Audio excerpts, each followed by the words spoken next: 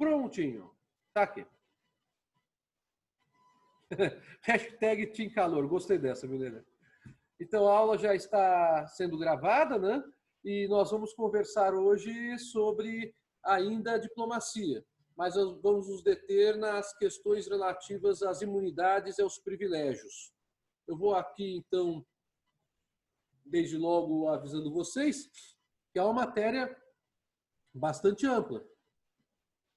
Quando eu estava fazendo o resumo com as principais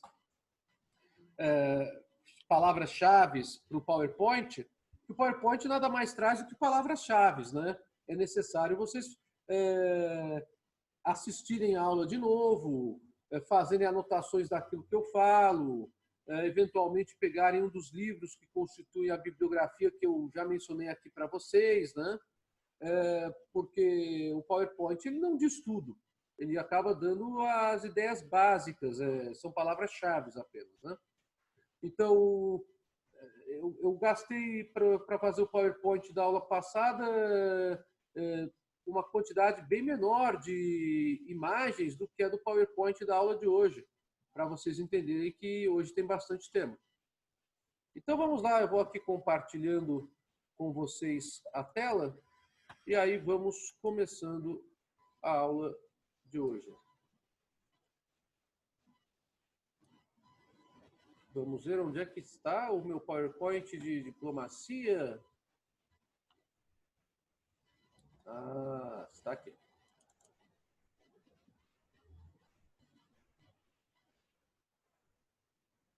Pronto, já localizei.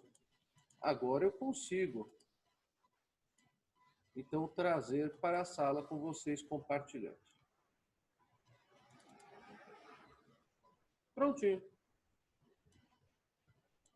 Acho que todos vocês conseguem ver, né? Diplomacia, Relações Jurídicas Internacionais, que é a unidade de competência de vocês. Parece que já temos uma observação aqui no chat, vamos ver qual que é. Uai, cadê a observação?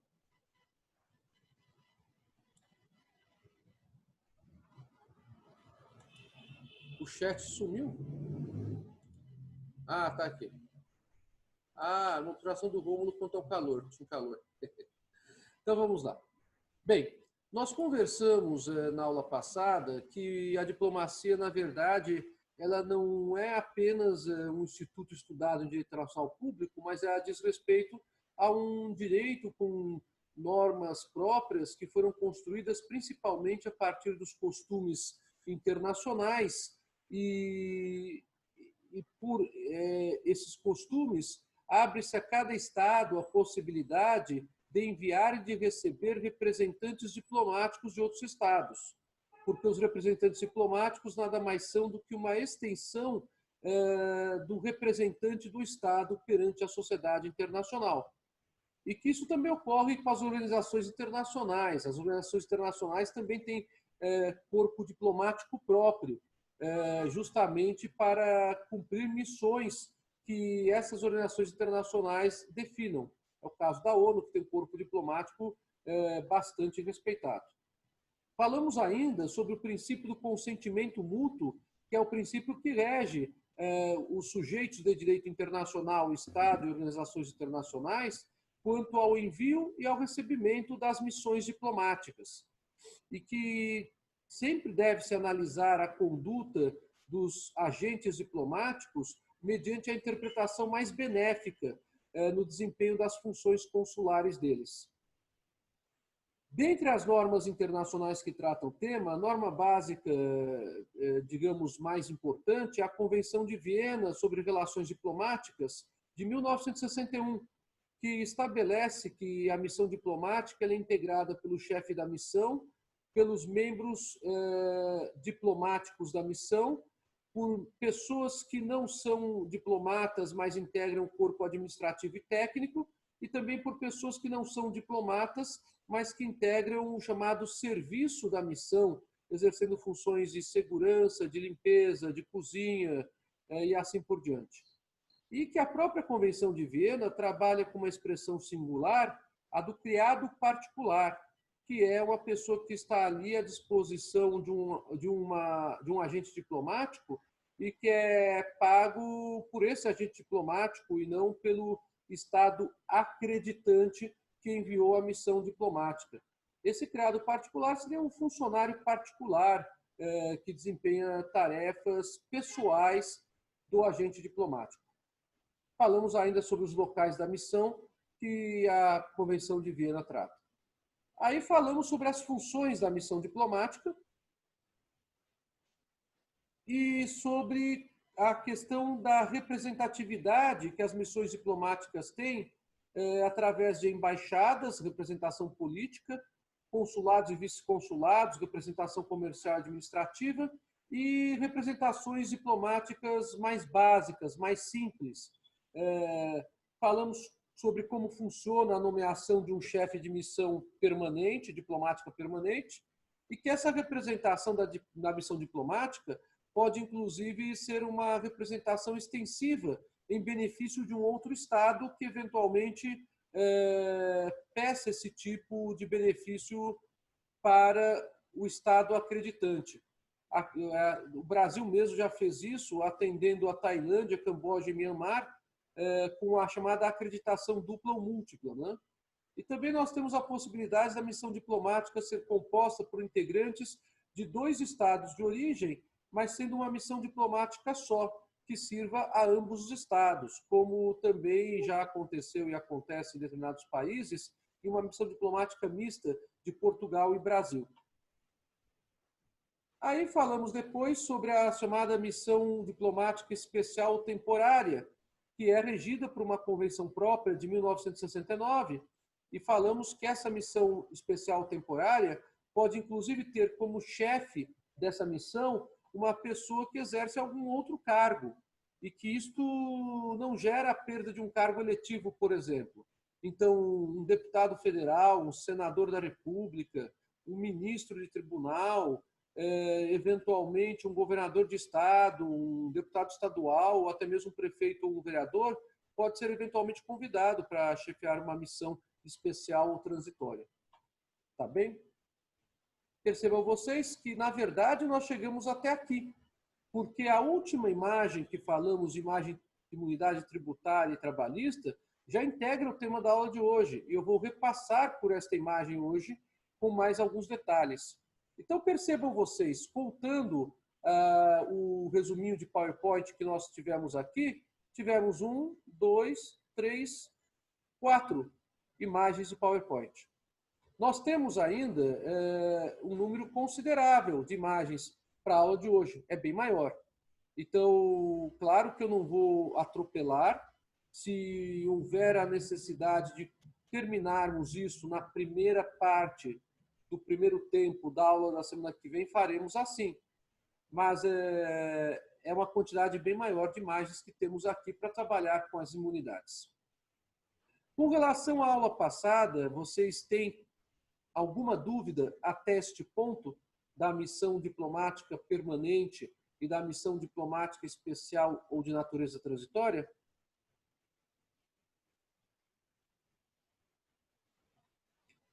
Bem, então vamos seguindo. Vamos então falar sobre as imunidades. Vocês vão perceber que aqui eu já acabei construindo o PowerPoint completo do tema. Justamente porque, como expliquei para vocês na aula passada, eu imaginava que esse tema realmente fosse objeto de aula hoje. E na semana passada a gente conseguiu avançar um pouquinho sobre ele, já dando uma ideia introdutória deste assunto. Pois bem, o que se entende por imunidade? A imunidade, na verdade, ela tem por finalidade permitir que o representante do Estado acreditante, isto é, do Estado que dá essa função de representatividade para o agente diplomático, possa exercer as suas funções de uma maneira compatível com a gravidade que essas funções exigem no Estado acreditado, que é também chamado de Estado de acolhimento. Então, O Estado acreditante é o Estado que envia a missão diplomática. Isso nós já falamos na aula passada. E o Estado acreditado é o Estado que acolhe a missão diplomática, que recebe a missão diplomática. O Estado de acolhimento, ele tem que dar um determinado nível de imunidade para a atuação do diplomata e do corpo da missão diplomática, a fim de que se permita de que aquela missão possa cumprir a tarefa para a qual ela está designada. E essas imunidades, elas existem sempre quando se trabalha com missão diplomática permanente. Como falamos na aula passada, com relação às missões diplomáticas temporárias ou especiais, a situação ela pode ser um pouquinho diferente, porque as imunidades elas não são de natureza obrigatória. Elas dependerão da credencial, do credenciamento que o Estado acreditante dá para essa missão diplomática temporária ou especial. Outra coisa, a pessoa que está cumprindo a tarefa diplomática, que está exercendo a função diplomática, ela desempenha essa tarefa justamente porque ela está ali no território do Estado acreditado, desempenhando uma função do Estado acreditante como se fosse uma espécie de extensão da soberania do Estado acreditante. Então, é como se disséssemos que o Estado acreditante ele tem uma autonomia que é reconhecida pela sociedade internacional e exerce, dentro do princípio da autodeterminação, esta autonomia no território do acreditante, como se fosse uma extensão de soberania. A gente já conversou que a soberania ela não é um elemento constitutivo de Estado, mas que ela se entrelaça com todos os elementos constitutivos de Estado. Então, o desempenho da função de uma missão diplomática envolve uma espécie de prorrogação de soberania, nesse sentido. Até mesmo porque os locais onde a representação diplomática se instala, no Estado acreditado, são considerados, até por ficção jurídica, como extensão territorial do Estado acreditante. Também já falamos sobre isso. Vejam como a matéria, então, se relaciona no nosso estudo, desde daquela noção inicial de Estado. Bem, o princípio que vigora aqui, mais uma vez, falamos também na semana passada, é o princípio do mútuo consentimento. O princípio do mútuo consentimento não diz respeito apenas a acolhimento ou envio de missões diplomáticas, mas ele diz respeito também às imunidades que são dadas para as missões diplomáticas.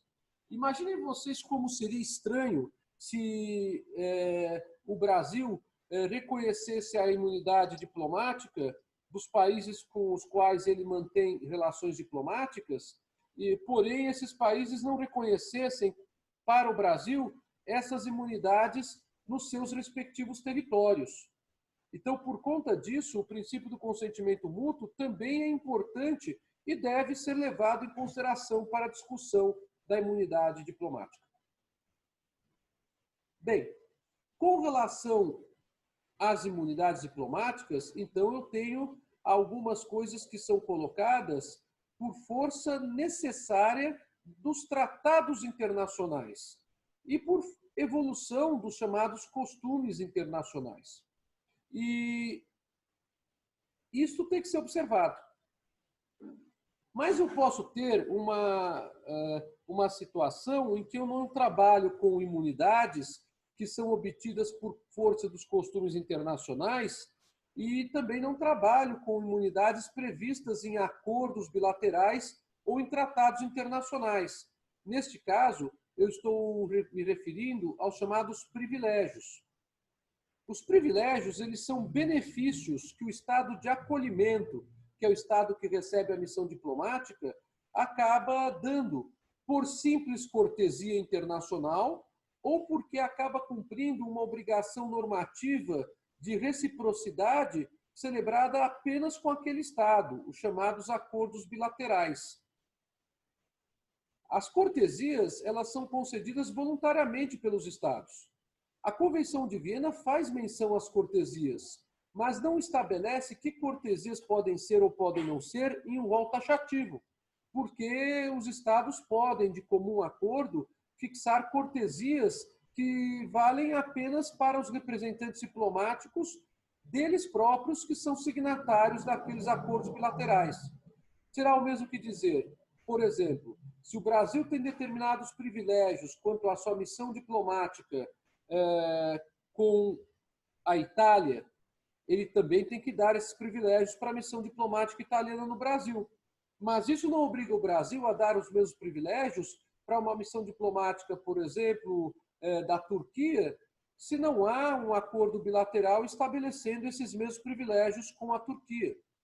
Então, os privilégios, eles dizem respeito a outros benefícios de acolhimento que extrapolam as imunidades diplomáticas construídas historicamente pela sociedade internacional, por meio dos costumes internacionais e por meio dos tratados internacionais. Qual é a teoria que vigora para trabalharmos com o exercício de uma missão diplomática em um território de um outro Estado?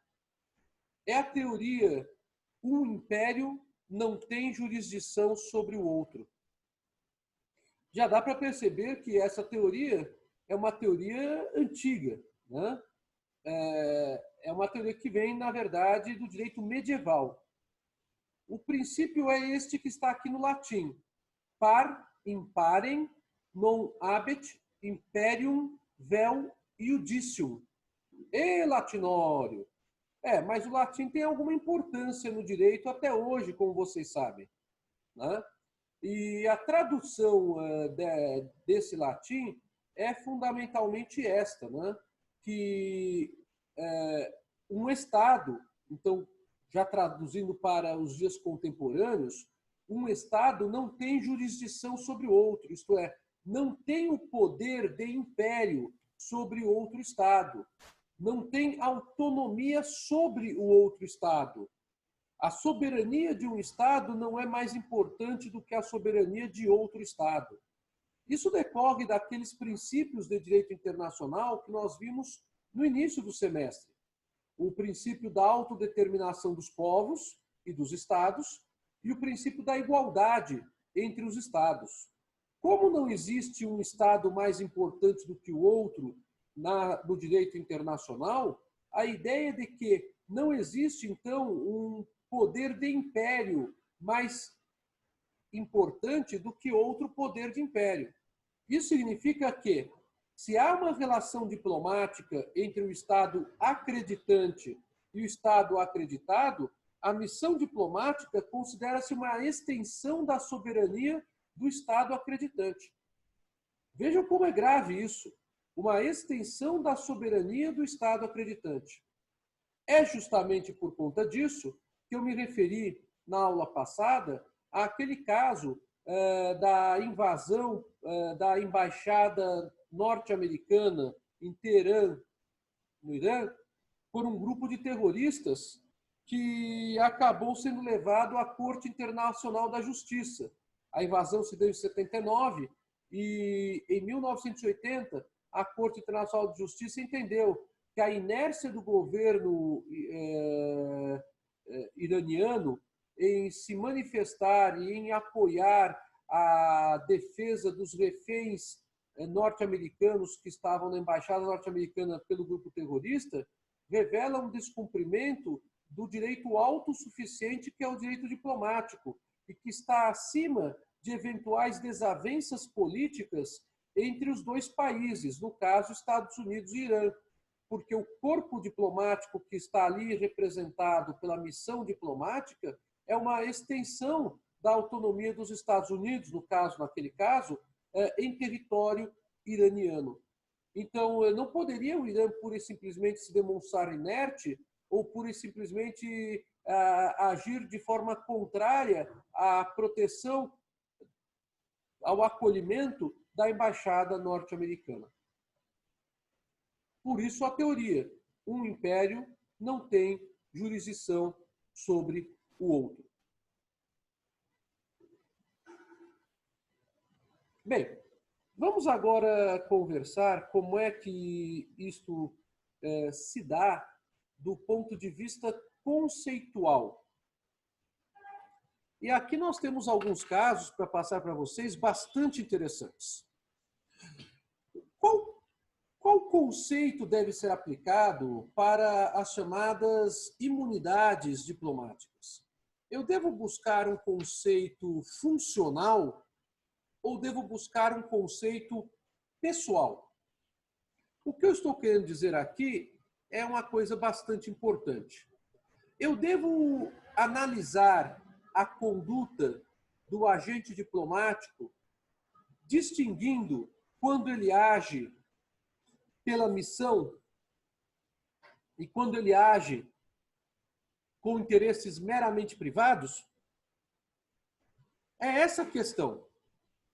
O conceito de imunidade e de privilégios deve ser um conceito funcional, deve dizer respeito apenas a atos de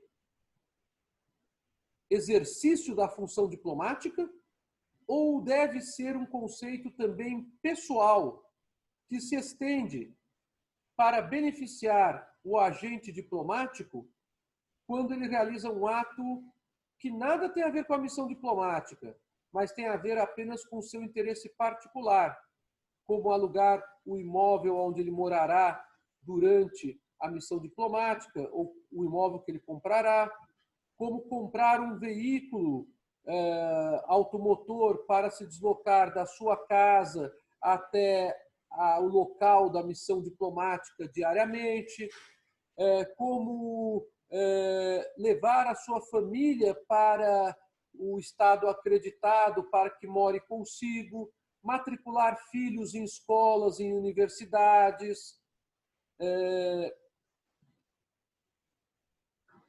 Como é que eu trabalho com o conceito de imunidades? É essa que é a pergunta. Pois bem, o artigo 105 da Carta da Organização das Nações Unidas, ao trabalhar com as funções do seu corpo diplomático, então aqui estou me referindo ao corpo diplomático da ONU, porque as organizações internacionais podem ter missões diplomáticas, né? A ONU tem várias, inclusive, estabelece um conceito funcional de imunidades, ao atribuir imunidades e privilégios para o bom desempenho diplomático. A ideia do conceito funcional é a seguinte: a partir do instante em que eu protejo o Estado ou a organização internacional, eu protejo, por via reflexa, o agente diplomático. Então, a ideia que está no artigo 105 da Carta da ONU é a do conceito funcional de imunidade e de privilégios. Agora, esse conceito funcional é um pouco complicado também estabelecer o limite dele. O conceito funcional diria respeito apenas às horas de trabalho dispendidas pelo agente diplomático no local da missão diplomática? A primeira pergunta. Ou ele se estenderia também para o domicílio desse agente diplomático, que é em um outro local? Porque, conforme nós falamos na aula passada, no final da aula passada, deve-se garantir aos membros da missão diplomática que eles possam exercer com liberdade a sua função diplomática. E, para isso, é óbvio que alguns pressupostos mínimos são necessários, que eles tenham um local de moradia de relativa qualidade, que eles estejam despreocupados com relação à situação de sua família que está ali com eles, porque a sua família está vivendo uma vida normal de família ali, muito embora esteja fora do seu país de origem, né? E assim por diante. Há uma pergunta feita aqui no privado que é a seguinte: poderia ser feito um paralelo com a imunidade parlamentar material no Brasil, como dispõe o artigo 53 da Constituição, a imunidade funcional diplomática? O paralelo pode até ser feito, mas é um pouquinho diferente disso, porque, na verdade, a imunidade parlamentar ela foi construída para se garantir a liberdade de expressão no parlamento, né? É que, com o aprimoramento dos meios de comunicação, esta liberdade de expressão passou a ser utilizada também nos meios de comunicação social. E com o surgimento da internet, essa liberdade de expressão do parlamentar acabou atingindo também os meios das redes sociais, Twitter, Instagram, Facebook, etc. Então, o que existe hoje é realmente uma necessidade de uma maior consolidação do alcance da imunidade parlamentar, que antigamente era destinada à tribuna. E agora nós temos a tribuna mais eficiente para o parlamentar ainda, que é justamente fora do parlamento, porque atinge um número muito maior de pessoas do que apenas aquelas pessoas que assistem às sessões do parlamento ou aqueles que assistem à TV Senado ou à TV Câmara. Tá? Então, aqui é uma questão relativa originariamente à liberdade de expressão. Quando a gente trabalha com a missão diplomática, nós trabalhamos não apenas com a liberdade de expressão, mas a liberdade referente a qualquer atividade dessa missão diplomática que vai desde dos contatos iniciais com outros representantes de outras missões diplomáticas, até questões relativas a apoio mínimo para a manutenção da vida pessoal do agente diplomático no Estado acreditado. Então, o paralelo ele é possível, porém a diferença da ideia de imunidades ela acaba sendo grande quanto ao seu alcance.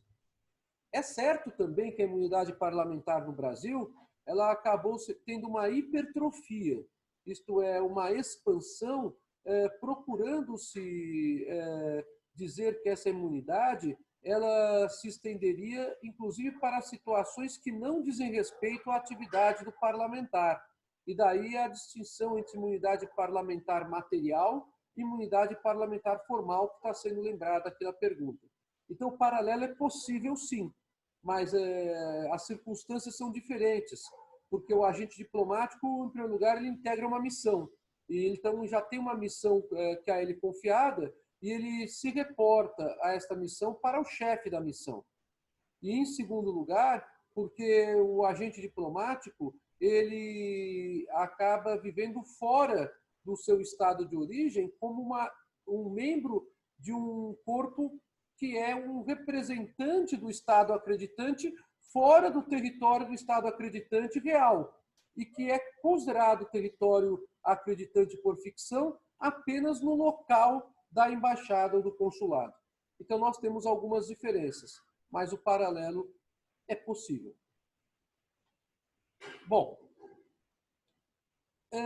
já o conceito pessoal de imunidade é um conceito um pouco mais complicado, porque aqui nós entramos justamente na discussão até que ponto o agente diplomático deve ser protegido.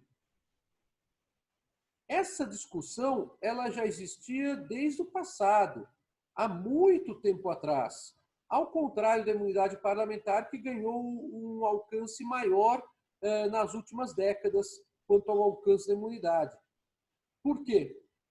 Com relação às missões diplomáticas, os costumes internacionais estabeleciam desde o início uma teoria que era conhecida como teoria da imunidade absoluta. Estou aqui anotando para vocês. Teoria da imunidade absoluta.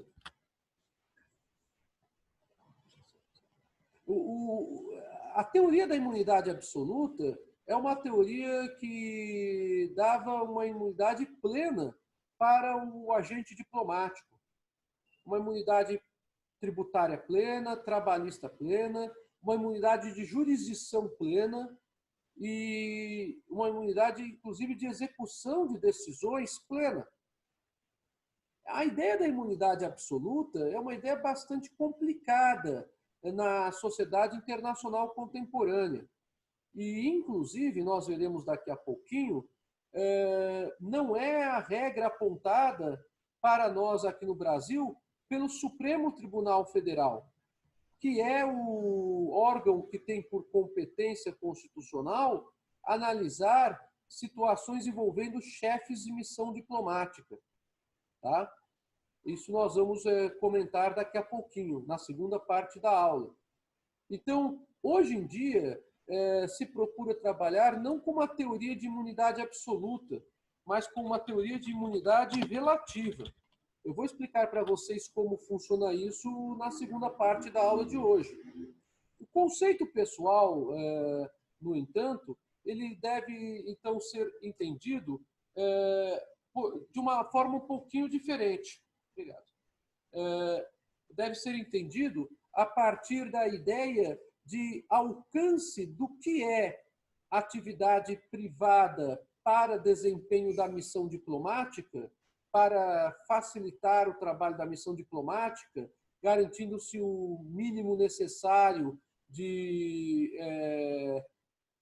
dignidade de existência para que a pessoa possa agir bem em nome da missão, cumprindo a sua função diplomática, o que não se confunde com outras situações meramente privadas, sem qualquer repercussão sobre a função diplomática.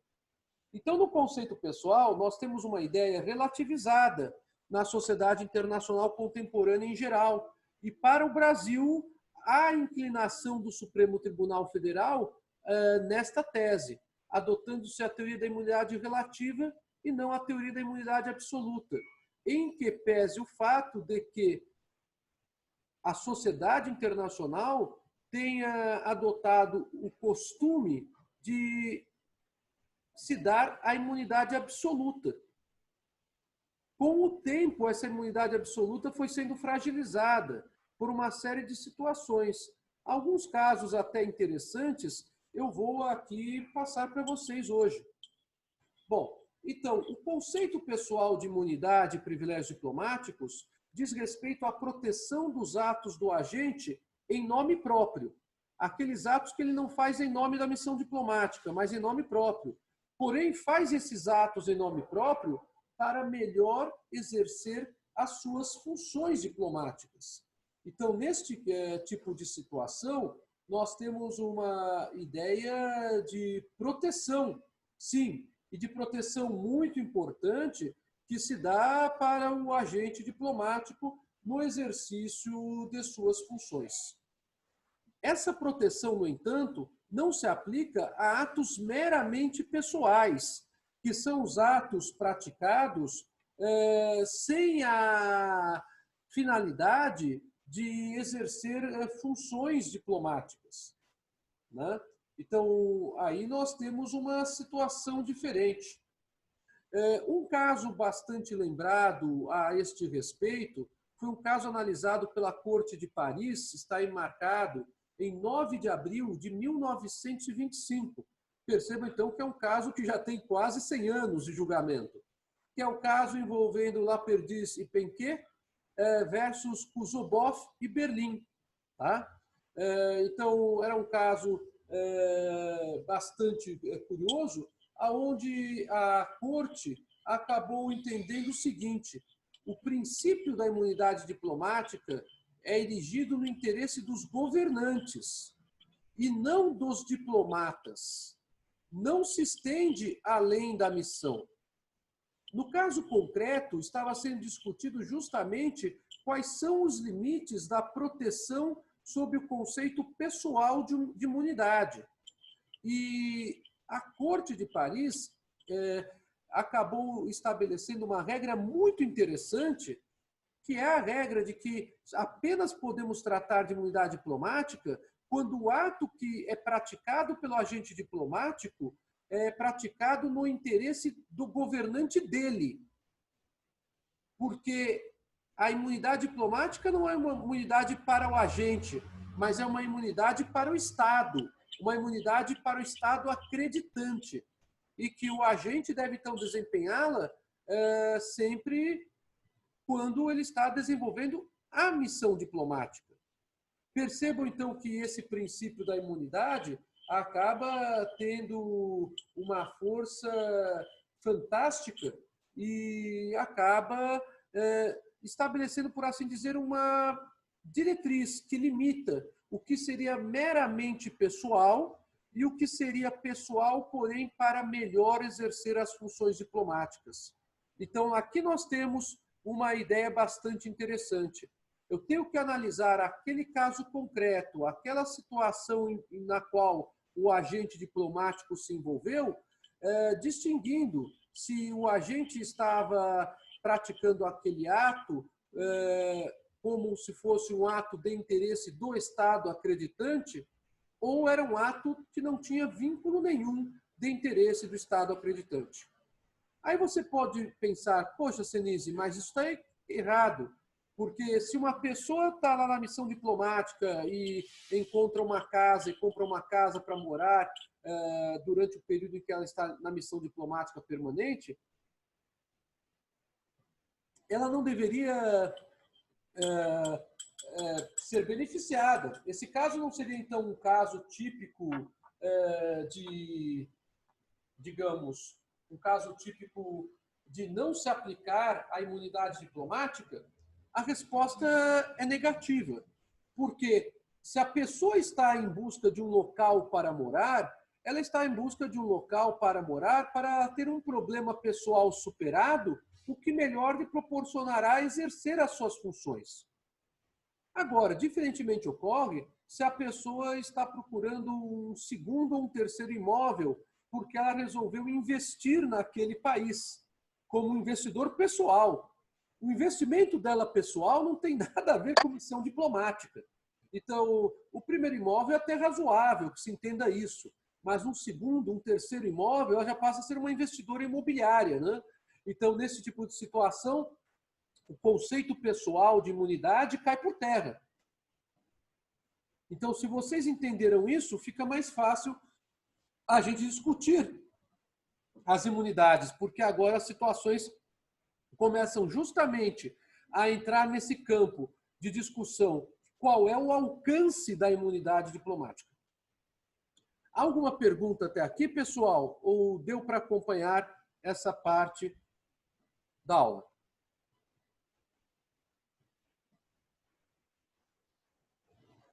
Estamos com 33 pessoas. Me parece que estamos com 70%. A Meire está falando, está ótimo. Então tá bem, então vamos seguindo. Bem, vamos agora discutir como funciona o alcance dessas imunidades de acordo com a função diplomática de cada membro da missão. Porque esse alcance é variado também. Não existe uma ideia de que a imunidade é igual para todas as pessoas da missão diplomática. Vamos, então, estabelecer as discriminações que são feitas pela Convenção de Viena sobre Relações Diplomáticas. O chefe da missão é quem tem a imunidade mais ampla. E essa imunidade, ela é discutida quanto ao seu alcance em casos práticos, onde eu tenho que distinguir o que é o conceito funcional de imunidade, o que é o conceito pessoal e qual o alcance do conceito pessoal.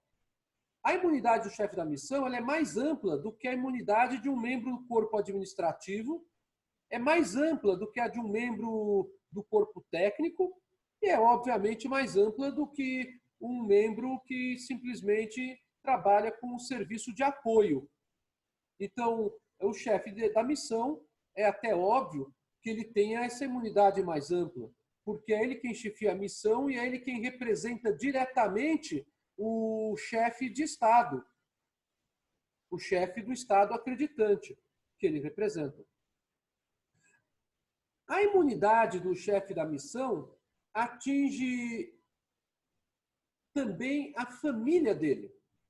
Aí você pode pensar, mas que absurdo! Como é que a gente pode admitir esse tipo de situação? O que os familiares, o cônjuge ou o convivente e os filhos, atinge nesse sentido, né? Eventualmente os pais, se ainda estão vivos e estão acompanhando o chefe da missão, o que é que essas pessoas têm a ver com a missão diplomática? Diretamente nada. Diretamente nada. Mas aí vem de novo o resquício da teoria das imunidades absolutas. A imunidade absoluta, construída pelos costumes internacionais, sempre protegeu não apenas o agente diplomático, como toda a sua família que se desloca para o estado de acolhimento. Vejam que curioso. Porque desta forma, se entendia, pela teoria da imunidade absoluta, que o chefe da missão diplomática, que no caso estamos falando do chefe, teria todas as condições de melhor exercer a sua função acreditada pelo Estado acreditante. Bem, a questão toda ela está relacionada a uma situação bastante interessante. A família não exerce função diplomática. Então é óbvio que aquilo que garante um mínimo de relacionamento para que o chefe da missão bem desempenhe as suas funções deve ser protegido para que ele não tenha que se distrair, vamos assim dizer, perturbado por problemas familiares que afetem o exercício da função diplomática. Mas, a rigor, a família ela não é a missão diplomática. Ela é uma extensão particular. Então, diz respeito ao conceito pessoal de missão diplomática, não ao conceito funcional. E daí, Senise, a família ela é protegida ou não é protegida? Se a família não tem ninguém de nacionalidade do estado de acolhimento, porque às vezes na missão diplomática nós temos membros da família que são daquele estado de acolhimento. Vamos supor, o Brasil tem várias pessoas que são descendentes de japoneses e que moram no Brasil, né? São Paulo é o segundo país japonês do mundo, né? Então vamos supor que nós temos uma missão diplomática em que um dos agentes diplomáticos, o chefe da missão ou um dos agentes diplomáticos, tem na família um filho que nasceu no Japão. Ou a sua própria esposa nasceu no Japão.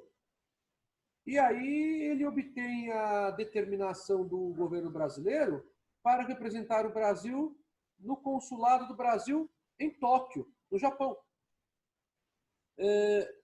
A missão diplomática, ela protege os membros da missão, mas aquela pessoa que tiver a nacionalidade no estado de acolhimento não tem a imunidade. Vejam que interessante. Porque aquela pessoa supõe-se que ela tem conhecimento, já que ela é ligada ao estado de acolhimento pelo conceito de nacionalidade. E, portanto, ela integra a chamada população permanente do estado de acolhimento. Então, qual é o alcance da imunidade do chefe da missão? Essa imunidade é a mais ampla possível dentro dos quadros da missão diplomática. Lembrando apenas que o Brasil tem a tendência de adotar a teoria da imunidade relativa, que vou explicar na segunda parte da aula. Essa imunidade do chefe da missão, ela alcança também os membros da família que estão com ele ali na missão diplomática, embora não exerçam função diplomática nenhuma. Mas se os membros da família eles são de nacionalidade do Estado acreditado, eles não se beneficiarão da imunidade.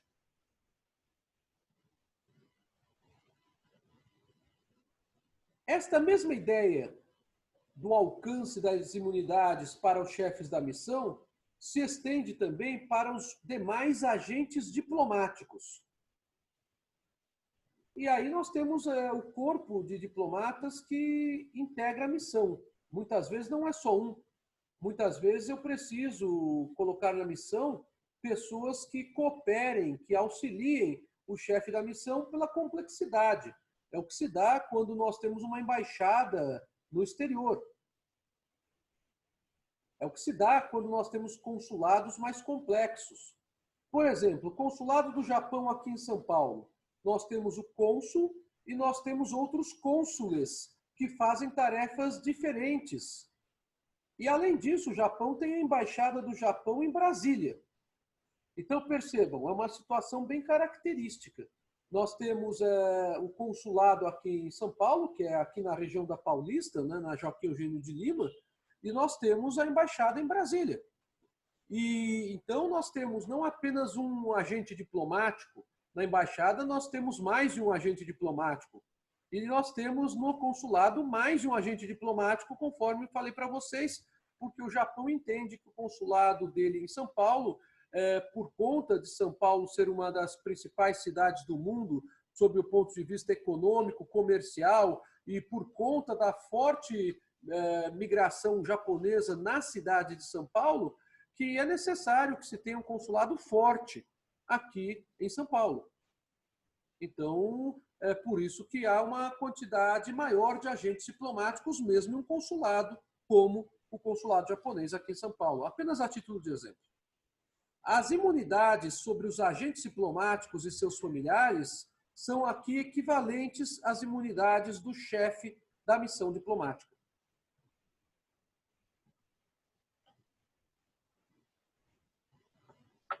E com relação ao pessoal administrativo? E ao pessoal que integra o corpo técnico? Eu posso dizer que eles têm imunidades também? Tem. E essas imunidades também dizem respeito a eles e às famílias. Só que o pessoal que integra o corpo administrativo e o corpo técnico não é pessoal que tenha formação de diplomacia, não exerce função como diplomata. Então, exercem funções de apoio aos diplomatas. Por conta disso, eles não têm uma imunidade tão ampla como tem o chefe da missão ou como tem os agentes diplomáticos. Então, a imunidade deles é sempre tratada de uma forma mais relativizada e diz respeito pura e simplesmente ao exercício das funções com relação aos membros do corpo administrativo e técnico e ao exercício de uma situação comum de família, quanto a lugar para morar, lugar para estudar e eventual veículo de locomoção. Nada mais. Já as imunidades dos membros do pessoal da missão diplomática, aqueles que prestam um apoio pessoal com segurança, cozinha, limpeza, para o corpo administrativo e técnico e para os agentes diplomáticos e para o chefe da missão, essas pessoas também têm imunidades, mas as imunidades delas são relativas apenas à função que desempenham. Então, aqui nós temos uma restrição das imunidades diplomáticas. Além disso, as imunidades do pessoal não se estendem para a sua família. E a única isenção tributária que o pessoal tem, a isenção tributária sobre salários. Ou seja, não haverá a necessidade de recolhimento de tributos para o estado de acolhimento pelo fato do pessoal trabalhar para a missão diplomática. Lembremos aqui ainda que as pessoas que integram esta categoria da missão diplomática podem ser pessoas de nacionalidade do Estado acreditado. E elas têm, mesmo assim, o benefício da isenção de tributos sobre salários que deveriam ser recolhidos se ela fosse empregada fora de uma missão diplomática de um Estado acreditante. Por fim, quanto ao alcance das imunidades, O funcionário particular, aquele que é contratado não para o desempenho da missão diplomática, mas para apoiar algum membro da missão diplomática em afazeres totalmente privados, ele também tem isenção de tributos sobre salários, mas ele não tem imunidade. A única imunidade que ele não tem imunidade ampla, como estava falando há poucos minutos atrás. Ele apenas tem como imunidade a imunidade tributária. Percebam vocês que a acepção da palavra imunidade e isenção em direito internacional público não é a acepção técnica do direito tributário, que vocês vão aprender na faculdade. Em direito tributário, existe uma diferença técnica entre imunidade e isenção. Mas a ideia aqui de imunidade e isenção são ideias equivalentes que eu estou colocando aqui. Então, haveria uma isenção de tributos sobre os salários. É o único benefício que tem para o funcionário particular. Se o funcionário particular não for nacional do estado de acolhimento e também não residir no estado de acolhimento. Então, é um funcionário particular que é contratado no próprio Brasil, no nosso caso, pela missão diplomática, por algum membro da missão diplomática brasileira, e que o acompanha para o estado de acolhimento para ali prestar os seus serviços. Ou é um funcionário particular que era de outra nacionalidade ou residia em outro país, mas é uma pessoa de estrita confiança daquele membro da missão diplomática, que o conheceu em uma outra missão diplomática, por exemplo, e que acaba sendo contratado para acompanhá-lo a um outro país. Esse funcionário particular, ele, apesar de não ser originariamente membro da missão diplomática, ele tem uma imunidade, que é da isenção de tributos sobre salários. Mas, para isso, ele não pode ter a nacionalidade do estado de acolhimento e também não pode residir no estado de acolhimento antes de ir realizar esse trabalho para aquele agente diplomático daquela missão. Há uma pergunta aqui no chat. Se caso um diplomata tem um filho no país acreditado, além da nacionalidade do país de origem, ele também pode escolher ser nacional do país acreditado por ter nascido no território acreditado? Sim, pode, Meire. Inclusive, nós conversamos um pouco sobre isso quando discutimos a questão da nacionalidade. Obviamente, será uma escolha, em primeiro lugar, dos pais, mas a pessoa, quando atingir a maioridade civil, ela poderá optar, inclusive, por uma nacionalidade e não por outra. Ou poderá simplesmente ter as duas nacionalidades. Tá? Então, isso é possível, sim. Com relação ao alcance das imunidades, há alguma pergunta mais? Eu vou trazer alguns elementos complicadores depois do intervalo. Bom, para terminar essa primeira parte da aula, qual é a duração das imunidades? O termo inicial de início da proteção, o termo inicial da imunidade diplomática, nos termos do artigo 39 da Convenção de Viena sobre Relações Diplomáticas, é a data de entrada do agente diplomático no território de acolhimento. A partir daí, ele tem já a imunidade diplomática. A partir da data de ingresso dele no território do estado de acolhimento. É o artigo 39 da Convenção de Viena. Qual que é o termo final de duração da imunidade diplomática no território do estado de acolhimento? É a data em que ele finaliza os atos que são indispensáveis para ele deixar o território do estado de acolhimento. Muitas vezes, então, pode até ter cessado a missão diplomática naquele estado de acolhimento, mas há alguns atos pendentes de finalização, como, por exemplo, a devolução do imóvel no qual o agente diplomático residiu durante o período em que esteve ali realizando as suas funções. Então, ele precisa ainda ultimar alguns negócios jurídicos que ele praticou em virtude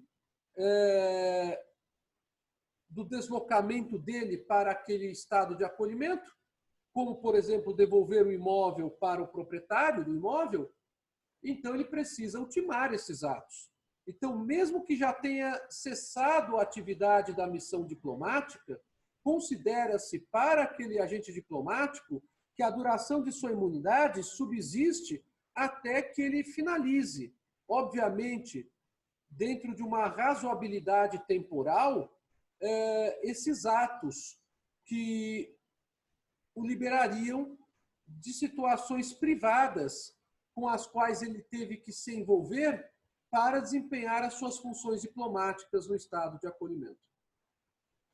Há um caso bastante interessante com relação a um diplomata brasileiro no início do século XX, que está aqui relatado, lembrado aqui na imagem por mim, justamente sobre esse tipo de situação. Um diplomata brasileiro que estava nos Estados Unidos, porém cessou a sua função diplomática naquela missão. Só que ele tinha uma série de atos de interesse dele e de seus familiares em território americano que deveriam ser ultimados. Então, analisando a situação, o secretário que trabalhava no Ministério das Relações Exteriores, o equivalente a isso, dos Estados Unidos, analisando a situação desse diplomata brasileiro, em 1908, entendeu que, muito embora cessada a função diplomática dele no território norte-americano, se deveria dar o direito a que ele finalizasse as suas relações jurídicas privadas que foram construídas para o exercício da função diplomática, para que então ele pudesse deixar o território norte-americano retornando ao Brasil. Tá? Então, nesse case, os Estados Unidos reconheceram que a imunidade diplomática pode perdurar mesmo após cessada a função do diplomata, para que esse diplomata possa completar os arranjos necessários para deixar o território norte-americano. Terminamos a primeira parte da aula de hoje. E eu pergunto para vocês se há alguma questão ou se podemos dar os nossos 15 minutinhos de intervalo. Tomarmos um café, vou ser sincero para vocês, já tomei o meu aqui. Ou se vocês têm alguma pergunta antes de terminarmos esta primeira parte da aula.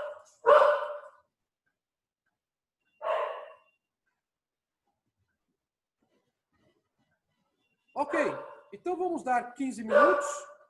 Voltamos às 10h25, são 10h10 agora, e vamos prosseguir com a matéria. Tá bom? Até já.